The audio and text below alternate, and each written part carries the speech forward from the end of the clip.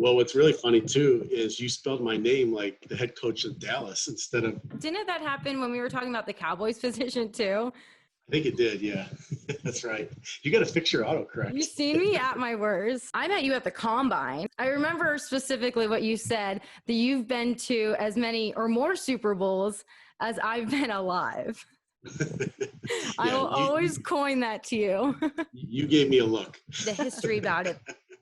Well, I'm sure you have tons of stories to share. And so the Combine was an event in particular that was pretty much the last event we all had before the whole pandemic shut everything down. And then we talked again about how some players didn't get their pro day and they had all these issues. And so you were promoting them on social media. So for starters, I'm just curious as to how the pandemic has changed your role as an agent.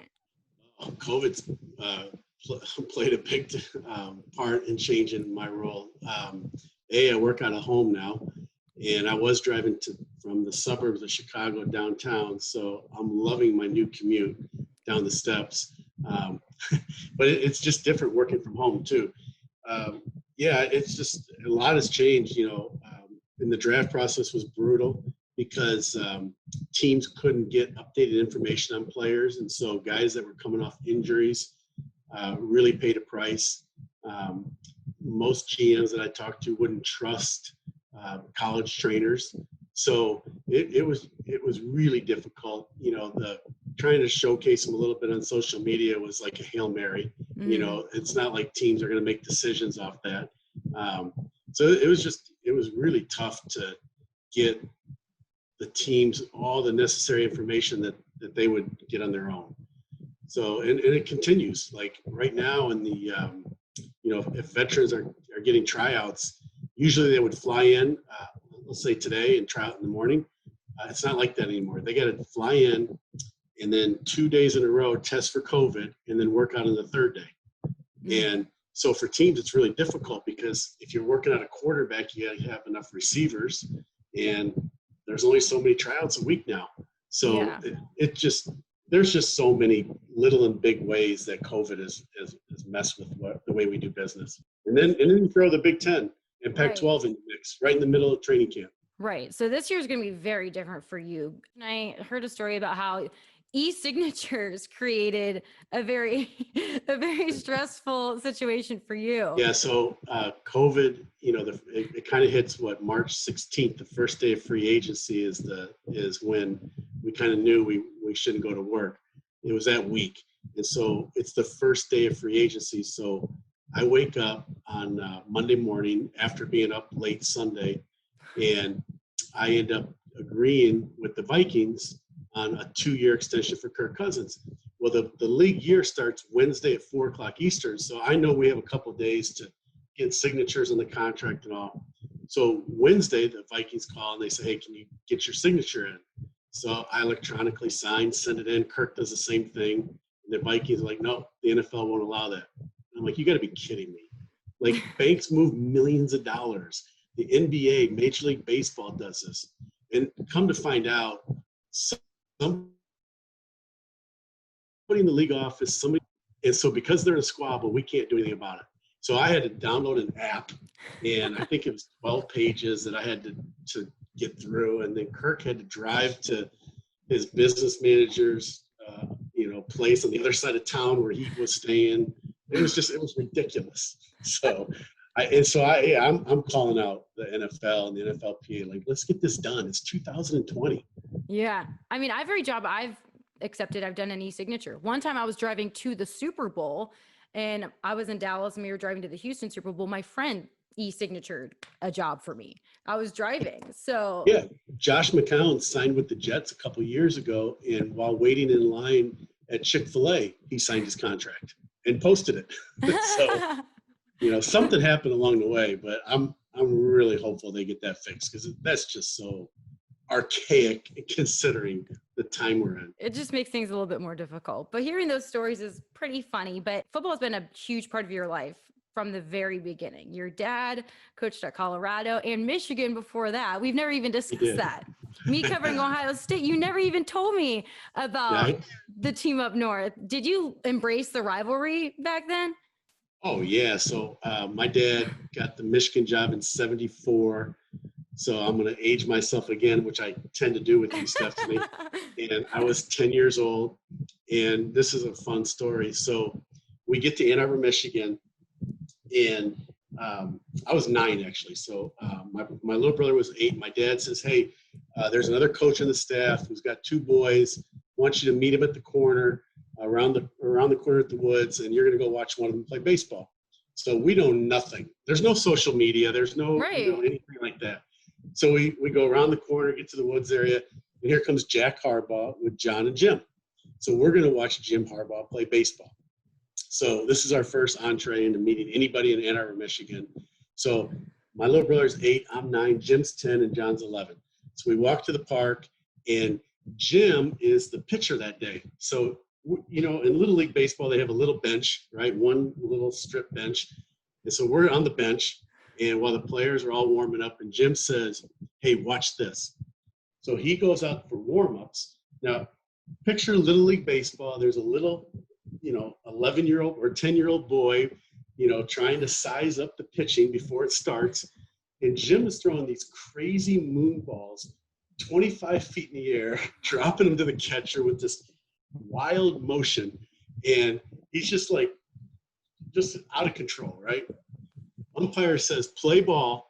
9 BBs later, he has 3 strikeouts, and he comes to the bench high-fiving us. So that was the first time we ever got to meet Jim. I don't think he's changed much. Did you hear the story about the Big Ten conference call where Jim outed Ryan Day with the players playing? And then, well, it was a separate conversation. They went in a different room. It wasn't on the conference call, but Coach Day told his team, "I hope there's a mercy roll. We're going to put 100 on them." I know. That game is special. That game was special back then. I was in the middle of the Bo Woody war.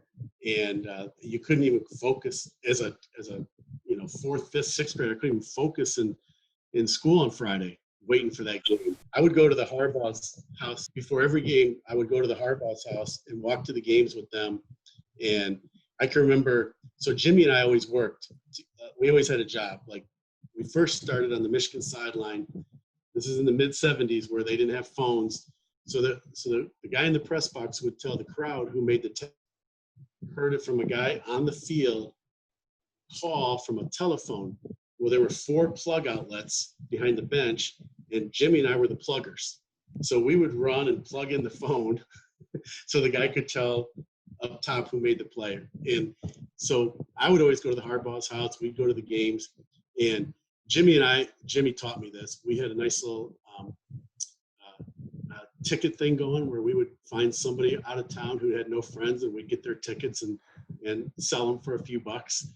Well, one time I found a Michigan Ohio State sideline pass in the middle of the locker room. Oh, So I put it in my pocket, and I'm like, "Jim, what do you think? Can we get $100 for this? the golden ticket." Can we get $100 for this?" We're 12 years old. $100 would be pretty good back then, right? Wow. Jim's like, "Oh, let me take care of it." And he gave it to his friend. We didn't even make a penny. I hope that's like his best man from his wedding or something. I was like, Jim's a year older. He's a lot bigger. He's a lot stronger. He's a lot meaner than me. I couldn't say anything, but I was mad. Oh, wow. See, I grew up in Columbus. So every place you go in Columbus, the letter M is crossed out. Yeah. Like my street name, like the M's are marked out. Like no one does it. So, and then recently on a conference call that it still persists to this day where Coach Day corrected a reporter saying, don't use that word. We don't use the word Michigan. So it's definitely been embraced here, even back during those times. How much has it changed? I don't think the game's changed much other than Ohio State's completely dominated. I've been fortunate to represent a lot more Ohio State players than I have Michigan players through the years.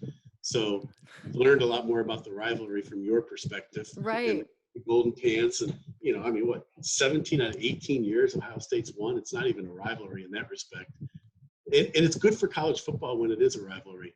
So not that you're looking for Ohio State to lose, but it's just better when that game is the game of the year. And those are 2 unbelievable stadiums. I have never been to the Big House until this year. And the singular tunnel where fights have broken out over the years, that's the stuff I'm going to miss. Like when you're on the sidelines and I've become good friends with the security guards, and those interactions are going to be what I miss the most. And especially when it comes to recruiting or when you're looking at players, that one-on-one connection could be a huge impact on signing a player. How has the in-person interaction and how limited it is now affected your aspect of the job? Yeah, so recruiting has always been up until this year in person, face to face, and we haven't been able to do that. So a lot of Zoom meetings. I do think trying to turn it into a positive. The first interaction for it to be on Zoom, where you kind of get the business out of the way, is fine. It works well. It's still interpersonal because you can see somebody up close. I don't think we're going to sign a lot of players without ever meeting them face to face. So I think we got to definitely get, some FaceTime along the way. But yeah, Zoom has been a savior in that regard. And we've had a lot of meetings. In fact, in some ways, it's just easier to connect with a player and his parents because they don't have to be in the same town. Where in the past, we've missed out on some meetings through the years just because we could not coordinate with the player and his parents being in the same building, so Zoom has helped in that regard. Yeah, and meeting with families and getting to see their hometowns. You're pretty much scouting their entire life, not just the player, but the whole package, the entourage. How does that influence the decision as well? Yeah, we at Priority Sports, we put a huge premium on character. I've been an agent for 20 years and my phone's never ring after 9 o'clock at night. Like it's just, I get really good guys and I make a big deal about it. So I typically get a team captain. So, my research is, I do a lot of work on the front end before I ever call a player. I've asked you about a few, because I like to probe. I've given you a scouting report. And all we're trying to do is just get a picture of who they are, who they really are. And, for me, I want guys that love football. I want guys that have a passion for it and that want to do it the right way. So I'll probe and ask questions that will turn some players off, and I'm okay with that because the guys that ultimately want to sign with me in Priority Sports, they're going in with their eyes open, like, hey, this is going to be about football. This is going to be about doing things the right way, and we're going to do everything possible to have the best career possible. It's not about what size rims you're getting on your car, or what kind of toys you're going to get. This is about football. So that's what I try and make it. And I'm not right for everybody, and I'm totally okay with that. I know I'm right for a few guys, and it'll be a few really high character guys. And that's all. If I can find that, I'm happy.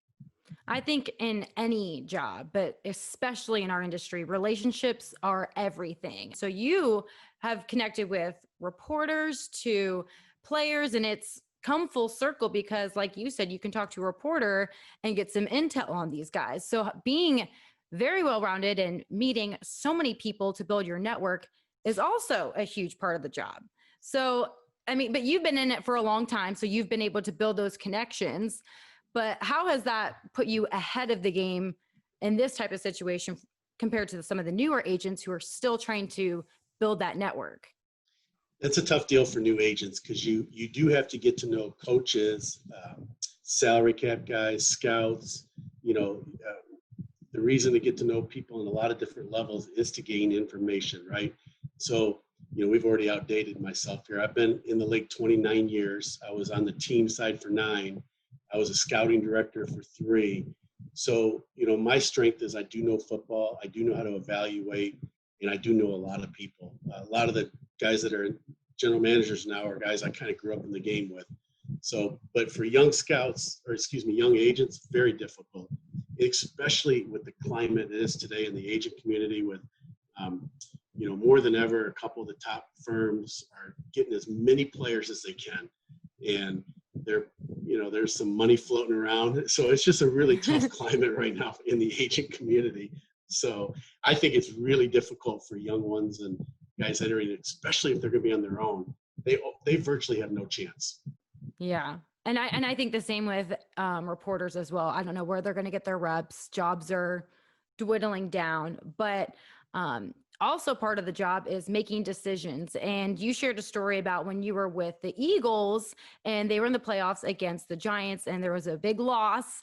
And on your way home, you thought, I want to be a family guy. I don't want to miss out on opportunities to see my kids grow up and things like that. So you made the career change to become an agent. And so can you talk about some of those big moments that led to decisions that got you to where you are today, whether it was a drive home after a loss or an interaction with another player or an injury or anything like that? Yeah, so I grew up in the game with my dad coaching, and every August 1st, my mom would say, "Football's here, goodbye, dear." And we would not see my dad for about 7 months. He would come home and he'd look right through us. And I loved being a coach's kid, loved it, loved everything about it. But I did not have a dad that was there on a daily basis for 7 months a year. So, as I started to climb and I'm, for my personal ladder in the NFL, when I had kids, it was tough. I had three little boys. They were 4, 2, and 1. As you said, we got beat by the Giants. I'm driving back from North Jersey to South Jersey, and it just hit me like a ton of bricks. I'm doing the same thing. Even when I'm home, I'm not home. My mind is trying to win a Super Bowl. I would get up at 4:30 in the morning. I'd get to the office, little quiet time, watch tape, 13, 14, 15 hours a day. I would actually try and get home to put my kids to bed. I'd look at my wife and fall asleep. So I just knew I was on the same path, and it wasn't healthy. And even though I was doing really well, and our team, the Eagles went to 4 straight NFC Championship games after that. It was just too tough, and I have never regretted that move. I added a little daughter; she's 17 now, so not so little.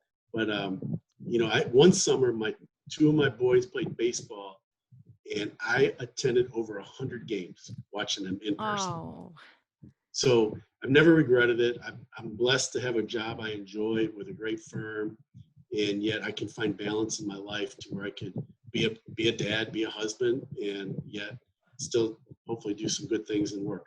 That's so hard to come by in this industry. I mean, we work nights, weekends, days, and now with media, it's 24 hours. And you're fortunate that you never had a player call you after 9. But do you remember the first time you signed a player and what that moment was like?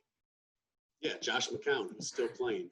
I remember getting a heads up from a GM to check out the Sam Houston State quarterback. And so I got some tape and knew right away that I wanted him. So Josh and I just hit it off. We had a lot in common.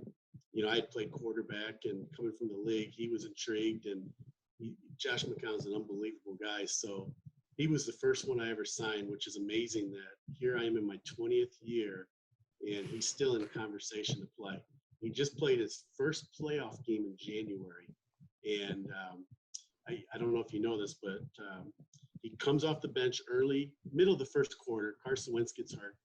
And Josh, in the second quarter, tears his hamstring off the bone, and yet plays the entire game.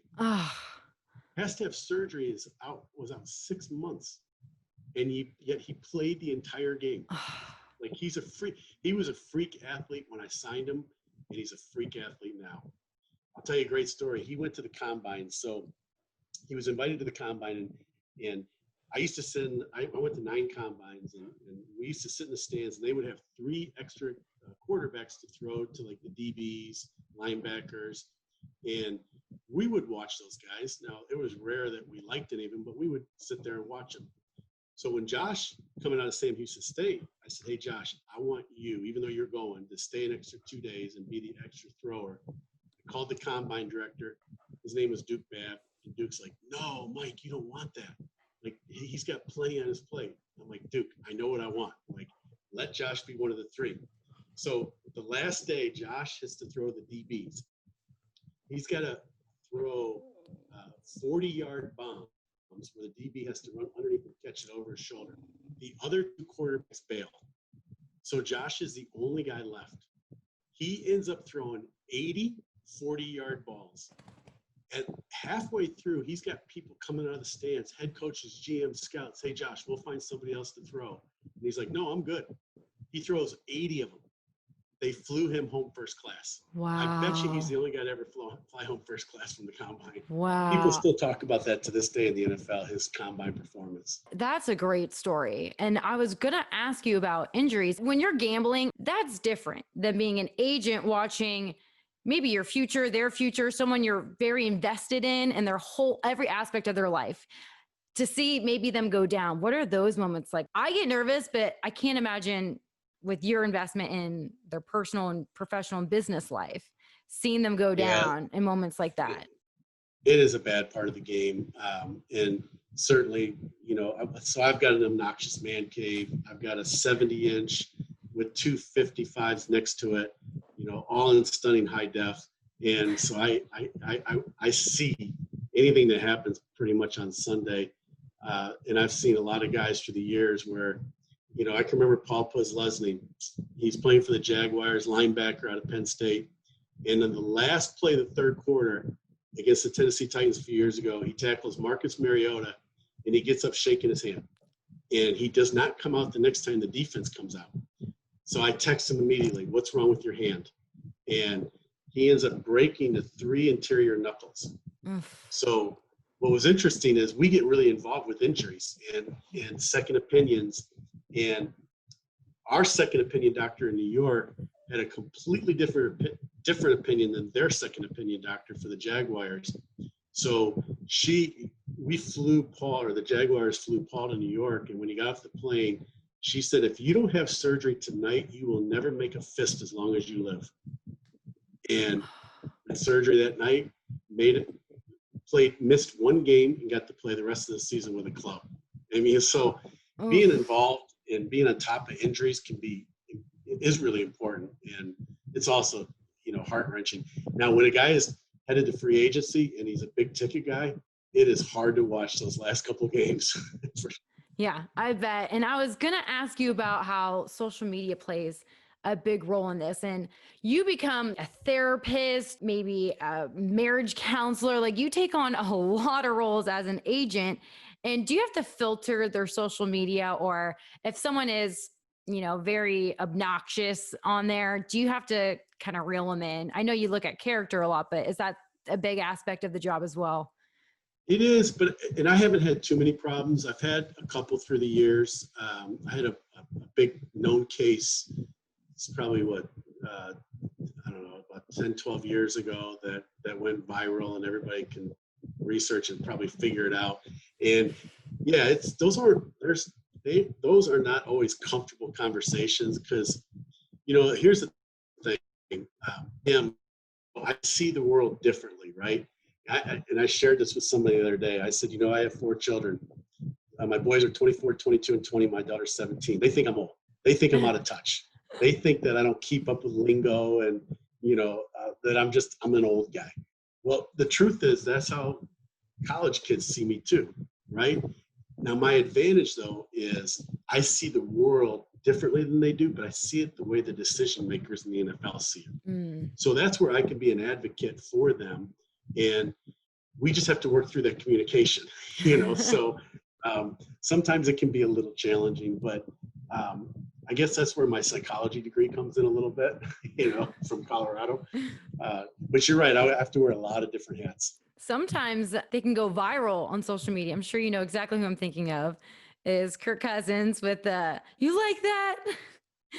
Sometimes is it good and is it bad? I mean, you guys could have gotten like market that, pin that saying and make some merchandise off of it almost. Yeah, no question. Usually it's the players like a Kirk Cousins that are pretty well known. That was his first year starting in Tampa in Washington. That game was against Tampa, and what happened was they were down 24-7, I want to say, at halftime, and he got booed off the field that day. And there was a lot of chatter in DC that was the last start he was going to get before they would move on to, I think, Colt McCoy. So he leads them back to a great win, a very emotional win. And he says that off the record, right? Well, after that game, he went on a pretty historic run in DC and played unbelievable. So, but yeah, we have a full staff that monitors all of that.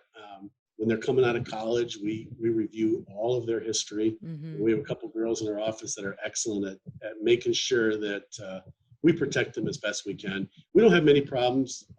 Every now and then, something will pop up, and we're like, okay, that's interesting. But let's take care of it. So I can see you guys have like a war room with like the red lines to every person they've been connected to and just building an FBI file on them. it's in my mind, That's why I can't sleep at night. So another story that I heard you share was your proudest moment at a combine in 2011, where you sat down with a player at lunch and you guys prayed and you told him, I can get you X amount of money. And he said, if it were any other agent, I wouldn't believe you. But since it's you, I believe you. Well, it was actually it was a team cap guy. And we were negotiating a contract for an Ohio State player. And AJ Hawk was about to be a free agent. And this is the cap, or when we had the lockout year. And I had said to the guy, I'm going to do better than what you're offering. And that's when he literally said, Mike, if any other agent says that, it goes in one ear out the other, but I believe you. And that was a proud moment, because I think credibility is everything for an agent. I think you do a better job on behalf of your client when you're honest at all times, and you can, get better contracts, better structures, all of that when you have credibility. If the team doesn't trust you, I don't think that's a good way to do business. And so when the team said that in response, that was a very proud moment for sure. And so AJ ended up signing, and on the day the lockout started, got a check for $8 million. He didn't find the lockout to be a problem at all that year. When people think of agents, the biggest thing I always hear is the Jerry Maguire movie or Ballers, the new show. And you see these types of shows and you see these over-the-top scenarios where a player needs to get bailed out of jail. You have built your clientele on character, but have you ever had those moments that are just crazy, where you have to drive somewhere and bail them out or do anything crazy or reach any demand that they're asking of you? No, not in that context. Now, I've had some issues through the years, for sure. I had a player, he calls me on a Monday, and a well-known player, and he says, hey, I just received word that I'm being suspended for taking an illegal substance. And I was shocked when he called and said that. So I said, okay, tell me what happened. And, he had taken Adderall. He was tired, trying to stay up to be a dad. And so I said, are you guilty? He says, yeah, I'm guilty.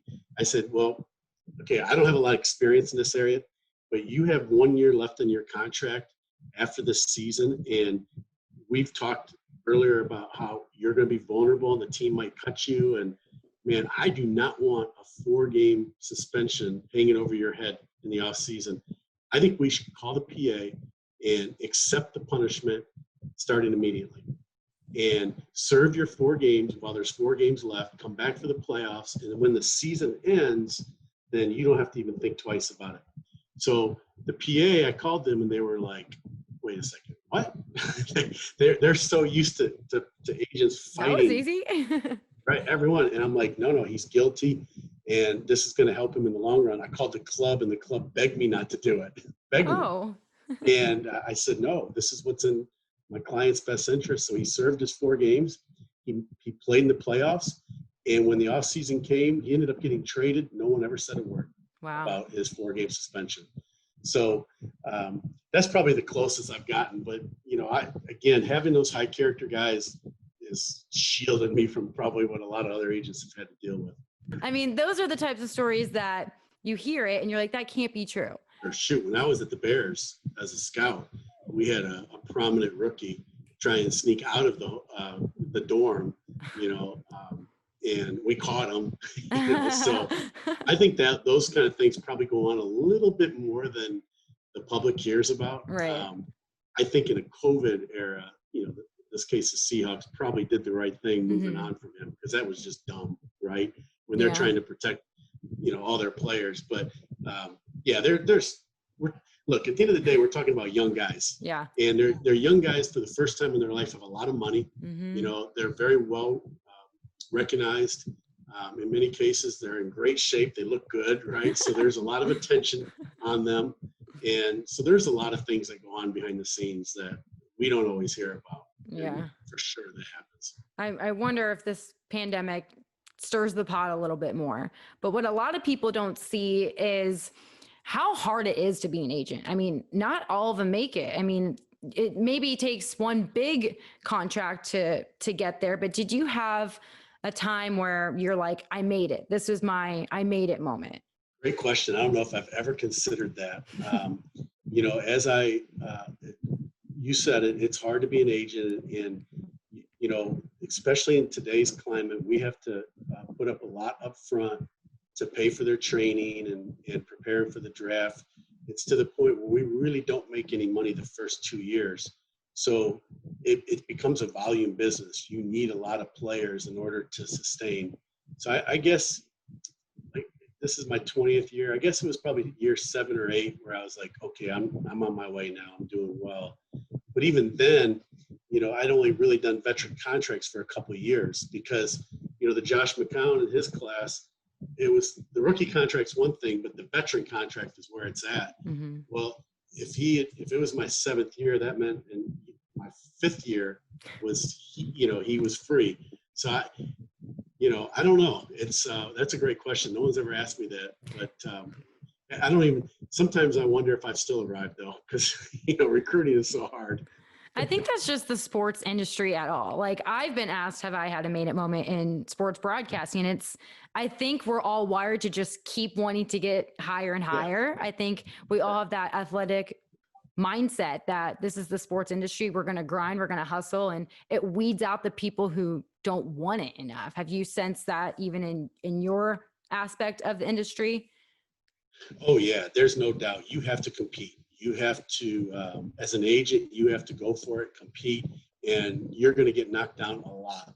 The game of football, unlike any other sport, teaches you when you get knocked down, what do? You got to get back up. Well, when you're an agent, you get knocked down all the time. You get knocked down in recruiting. It's amazing. Nowadays, kids don't even tell you they're going with someone else. They just blow you off. Ghosting it used to be is what they they call call you it. and say, "Hey, I'm choosing so and so now." And yeah, we get ghosted a lot, or we get a simple text. So it's one thing to lose to a reputable agent. It's another thing to lose to an agent that is doing something wrong. Yeah. And it. We get turned down from teams all the time when we call on behalf of our players. Teams think they're doing right by players. They're not doing right by players a lot of times. They're just doing what they think is best for them. So it is a hard. There's probably some glamorous components to it, but it's work. And it's grinding. When guys are out of jobs, I'm dealing with it right now. Making sure that they're getting the workouts with clubs and the travels, all coordinated. Unfortunately, we had one of our rookies, Jayshon Cornell from Ohio State. He blew out his Achilles. He's having surgery today, having to coordinate with the doctor's office, with the team. That's painful, right? Yeah. Jayshon's had a tough summer with getting COVID and getting, false positive tests and missing practices, and then having his Achilles go. Yeah. So you got to get up though, and I have definitely seen where there are a lot of young agents or guys, they just don't go for it. They don't compete. So there is that element that you gotta be thick-skinned and you gotta go for it. Is that kind of a vibe, like especially at the combine where you're all in there around each other, like you're competing all the time? Is there a lot of tension in situations like that when you're all finally together, kind of hustling for the same guys? There can be. I think the good thing is the combine is removed enough from recruiting where maybe the pain is gone. Yeah. The Senior Bowl, I've seen a few things through the years. I remember tweeting a couple years ago. I think it was maybe 4 or 5 years ago, headed to my 26th Senior Bowl where I'll, see some good football, eat well, and hear agents brag about how great they are. So but having been in this business so long, I know most of the agents, or at least the ones with players, and there's a lot of good people too. I always look at it this way, everybody in this industry has a job to do. Yeah. and just trying to make a living, right? And I try and show respect. I'm not perfect. I've crossed the line in bad mouthing. I've made some mistakes, but I try and take a deep breath and just say, hey, they've got to make a living too. They've got a job to do, so I try and show respect from that respect. Going back to maybe some of the things you won't get the opportunity to do because of the pandemic. So during the season, what does your role look like? Are you going game to game? Are you in offices? What does that look like for you? Well, on the weekends, I literally sit in my basement all day Saturday and all day Sunday. My strength is to watch the game and watch players and give them feedback. And I want to see what's going on in college football as a whole and in pro football as a whole. I've always said to teams, like, you have your Saturday scouts who really don't watch a lot of Sunday football.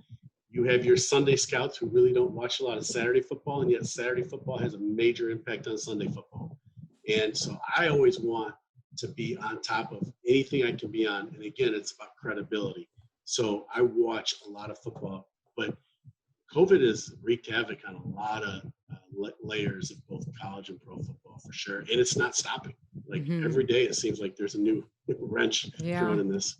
I was going to finish out with some fast questions, not necessarily have to be fast because they might be long answers, but what's your favorite football memory? You're not going to like this. Well, no, you will like this. If Michigan ever beat Ohio State. No, but when in 1994, it turned out to be my dad's last year. It was my first year being married. And my wife and I drove to Ann Arbor where Colorado was playing Michigan.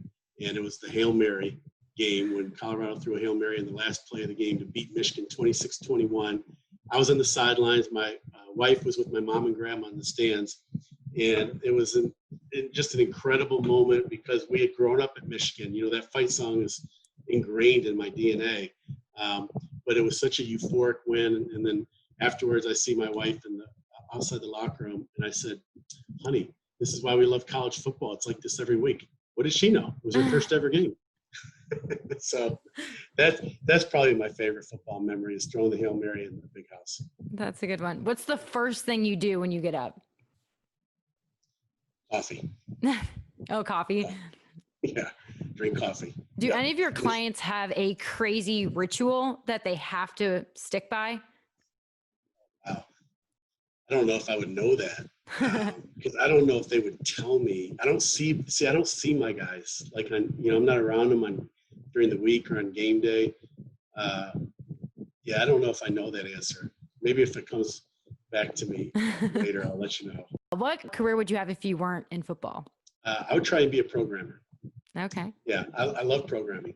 Did you pick up a new hobby in quarantine? I'm programming. So our company bought a program called QuickBase, and I've all summer long been programming to get organized, and I love it. My oldest son's a programmer for a Fortune 500 company, and it's been great to kind of talk to him about things, but I can't turn it off.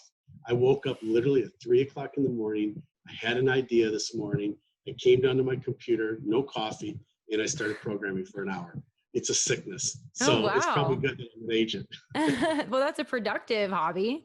At least you're getting something done. And what are the last words that you say to a player before their NFL draft? This is truly what I tell players. They're not necessarily my last words, but it's a message in recruiting to set up those last words.